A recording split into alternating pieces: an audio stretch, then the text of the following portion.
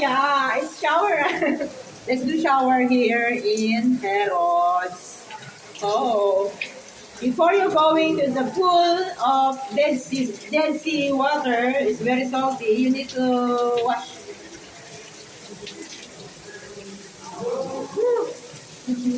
And then go there. Go there. It's very salty. Be careful with your eyes. You will float. Okay? Continue.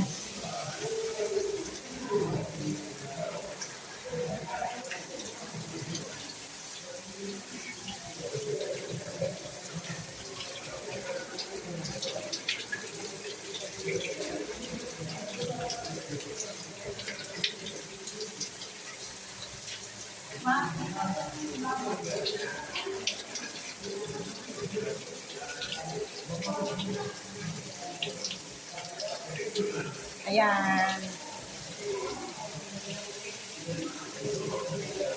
The water in the shower is not salty. This is natural water.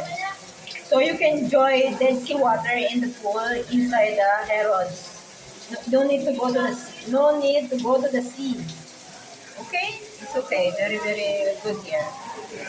We will do this after 1 hour. Then we will do dinner.